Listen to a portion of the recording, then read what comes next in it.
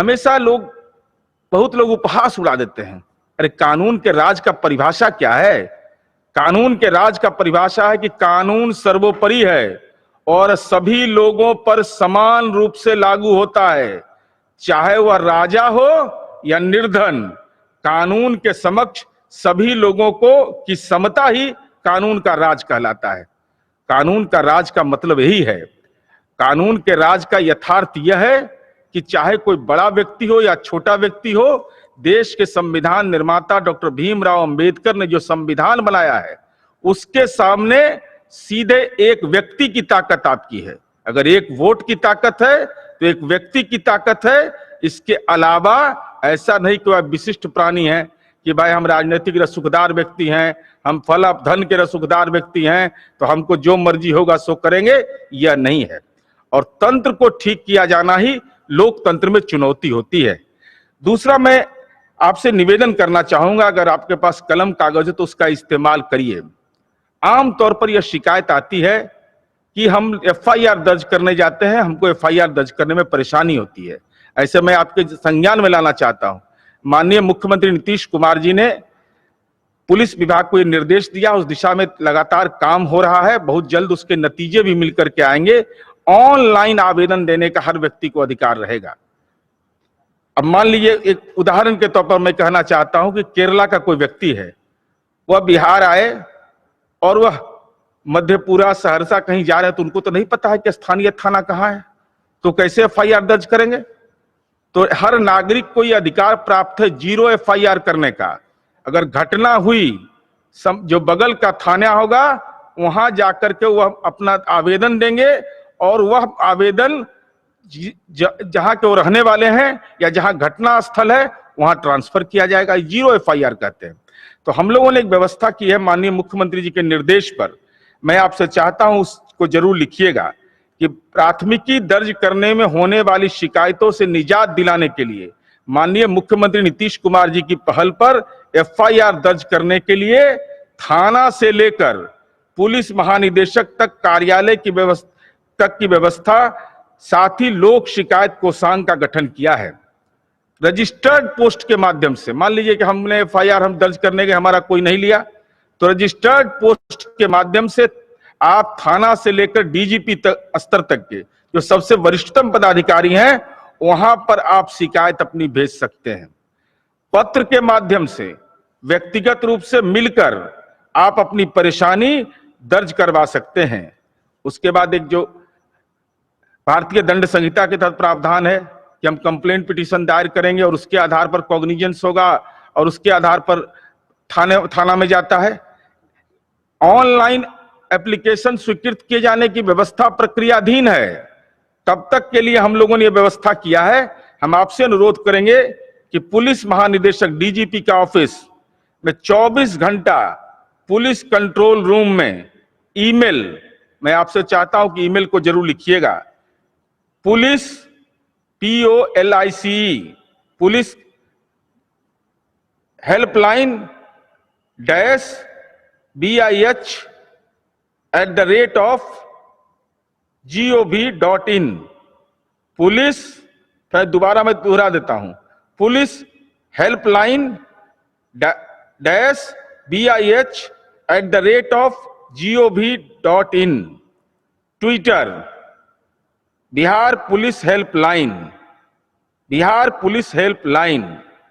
WhatsApp number 8544428407, 8544428407। दूसरा number है WhatsApp का 8544428408, 8544428408। फैक्स नंबर है 0612221547, 0612221547। फोन 0612221790, 061222 1790, टोल फ्री नंबर जिसमें कोई पैसा नहीं लगेगा। 18-609-345-699। अब आपके मन में ये लगता होगा कि ये क्यों लिखवाया जा रहा है। हमारे पार्टी के समर्थक, शुभचिंतक, आम नागरिक भी जुड़े हुए हैं। भाई, आम लोगों को जो परेशानी होती है उसमें हम अगर सहायता कर सकते हैं तो एक सामाजिक कार्यकर्ता की जिम्मेवारी होती है। वह चाहे गांव में रहने वाले हों, कस्बे में रहने वाले हों, और इस मामले में अगर शिकायत आप दर्ज करते हैं तो लोक शिकायत की कोषांग, जिसे लोक शिकायत निवारण अधिनियम कानून है। अब कोई एफआईआर हमने दर्ज किया, कोई कार्रवाई नहीं कर रहा है, ठीक है, हम एसपी, डीएसपी सबको देंगे आवेदन, न्यायालय में आवेदन देंगे। लेकिन माननीय मुख्यमंत्री जी ने क्या व्यवस्था किया कि लोक शिकायत निवारण पदाधिकारी के यहां भी आप आवेदन दीजिए कि हमारे मुकदमे में क्या प्रगति हुई है, वहां आकर के उनको बताना पड़ेगा। तो एक जो ये तंत्र को ठीक किए जाने के लिए ये प्रयास हुआ है, ये लंबे अरसे से हम आपसे यही हम कहना चाहते हैं कि हम ऑनलाइन आवेदन की प्रक्रिया पर भी काम कर रहे हैं पुलिस आधुनिकीकरण के तहत, कि कोई भी व्यक्ति किसी समय किसी के खिलाफ कोई बात दर्ज करवा सकता है, उसको थाने जाने की जरूरत नहीं है। बाकी भारतीय दंड संहिता के तहत जो उसको अधिकार प्राप्त है वो हम काम कर रहे हैं। और साथ ही साथ हम यह बताना चाहते हैं कि बिहार में माननीय मुख्यमंत्री नीतीश कुमार जी सामाजिक बदलाव की भी पटकथा लिख रहे हैं। महिलाओं की हिस्सेदारी हमने पुलिस बल में तय किया। आप आज देखिए पूरे बिहार में ऐसा कोई थाना नहीं होगा जहां महिला पुलिस बल नहीं है। यह कितना बड़ा परिवर्तन है। साइकिल से उसके आत्मविश्वास को माननीय मुख्यमंत्री जी ने बढ़ाया, उसके बाद उनके शैक्षणिक संवर्धन किया, अब प्रशासकीय हिस्सेदारी दिया कि पुलिस बल में तुम्हारी हिस्सेदारी रहेगी।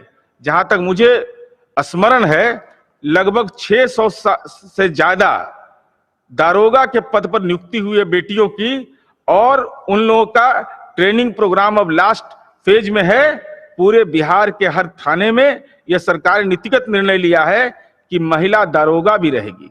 महिला पुलिस बल की तो उपस्थिति हमने करा दी। अब कल्पना करिए, जो बेटी घर से नहीं निकलती थी, साइकिल दिया, आज उसके हाथ में नागरिकों की सुरक्षा के लिए AK-47 और जैसे अत्याधुनिक हथियार उसके कंधे पर है, और आत्मविश्वास से लवरेज है। ये बिहार में सामाजिक परिवर्तन हुआ। इसके साथ ही साथ हम लोगों ने, बिहार देश का संभवतः पहला राज्य है जहां प्रत्येक जिले में SC/ST का थाना है, महिला थाना है। तो ये इसलिए कि समाज में जो कमजोर तबके के लोग हैं, जो भारतीय संविधान के द्वारा जो विनिर्दिष्ट हम प्रावधान है, तो महिलाओं को डॉक्टर राम मनोहर लोहिया ने सामाजिक रूप से पिछड़ा माना। जो 50% आबादी बगैर जाति और धर्म के, हमने उनकी सेवा करने की दिशा में यह कदम उठाया है। और एक महत्वपूर्ण काम हम लोगों ने किया, पिछले सत्र में आपने देखा होगा उसके बारे में क्या क्या नहीं कहा गया। बिहार सशस्त्र पुलिस कानून हमने बनाया कि जो हिस्टोरिकल हेरिटेज है, जो ऐतिहासिक हेरिटेज, मेरा बोध गया, पटना म्यूजियम या जहां भी पर्यटक स्थल हैं, वहां पर उनकी सुरक्षा के लिए हमने बिहार सशस्त्र पुलिस कानून बनाया। और उस कानून की तरह तरह राजनीतिक व्याख्या होने लगी। लेकिन आप सोचिए कि स्पेशलाइज्ड फोर्स, इसके लिए हम लोगों ने स्थापित किया। ये इस बात को दर्शाता है कि जो हमारा हिस्टोरिकल हेरिटेज है, ऐतिहासिक जो पुरातत्व है हमारे, उसका सुरक्षा और संरक्षण भी विशेष प्रकार से हो, विशेष ट्रेनिंग देकर के हो, ये व्यवस्था हम लोगों ने सुनिश्चित किया। अब जरूर निश्चित रूप से आपके मन के अंदर यह सवाल उठता होगा कि भाई कानून का राज तो नारा लगाते हैं। मैं आपको यह बताना चाहता हूं, 17 मानक, आप पता लगा लीजिए देश के किस राज्य में ऐसा होता है। 17 मानक पर हम अपराध की समीक्षा करते हैं, और ये हर नागरिक को वेबसाइट पर जाकर के देखने का अधिकार है। वह चाहे भूमि विवाद हो या आपसी प्रतिद्वंदिता हो, दूसरे कारणों के 17 कारण पुलिस ने चिन्हित किया है। और हर जो भी एफआईआर दर्ज होता है, जो रिपोर्ट दर्ज होता है, उसकी जो अभियुक्ति कंक्लूजन जो होगा वह भी दर्ज करना है। हम आपको ये बताना चाहते हैं, क्योंकि हम तो राजनीतिक दल के लोग हैं, हम बोलेंगे तो फिर पीड़ा हो जाती है सबको, तब तरह तरह की भाषा निकलने लगती है।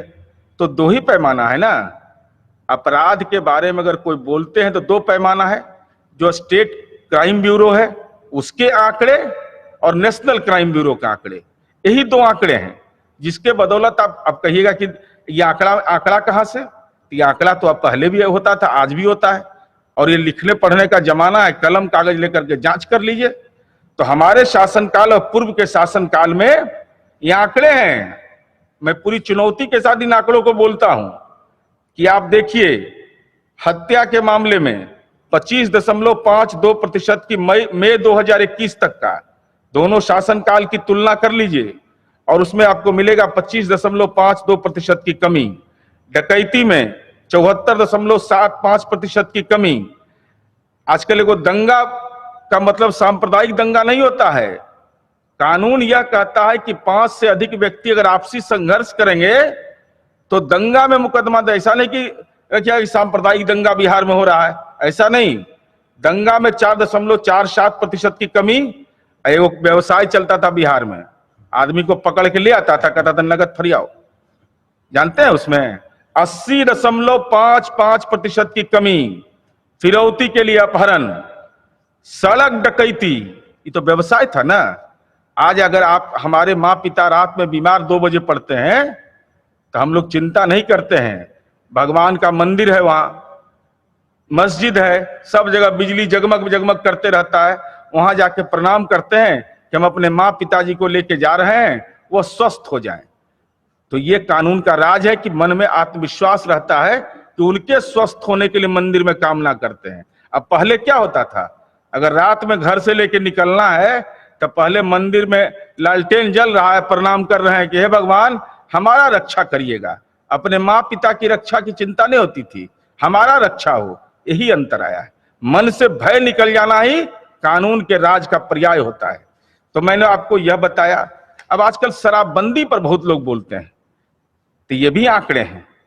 ये आंकड़े हैं कि शराबबंदी के बारे में तरह तरह की व्याख्या की जाती है। हमारी समझ है कि अपराध घटा है उससे। हत्या के मामले में 0.91% की कमी आई है। पूरे आंकड़े हैं, चूंकि अब बोलना उतना लंबा नहीं है इसलिए मैं आपको ये बता रहा हूं। डकैती के मामले में 47.89%, क्योंकि हमारी ये समझ है कि शराब के कारण अपराध बढ़ते। महिलाओं के प्रति अपराध तो घटा ही, इसके अलावा जो जनरल अपराध है उसमें भी कमी आई है। तो हमने इसकी चर्चा इसलिए किया। अब मान लीजिए कि हमारी बात पर तो विश्वास नहीं करेगा कि सरकार आपका है, कुछ गड़बड़ झाला कर दिए होंगे, तो नेशनल क्राइम ब्यूरो का आंकड़ा क्या कहता है? 2015 की अपेक्षा 2019 में प्रति 1 लाख जनसंख्या पर, यही इसके विश्लेषण का तरीका होता है, तो हत्या में 16.13% की कमी। 2015 की अपेक्षा 2019 में प्रति 1 लाख जनसंख्या पर। इसके अलावा आप देखिएगा असॉल्ट ऑन वीमेन 25% की कमी, क्रुएल्टी बाय हस्बैंड रिलेटिव्स 44.74% की कमी। मैं इसलिए बताया कि और बिहार की छवि को खराब करने की कोशिश की जाती है।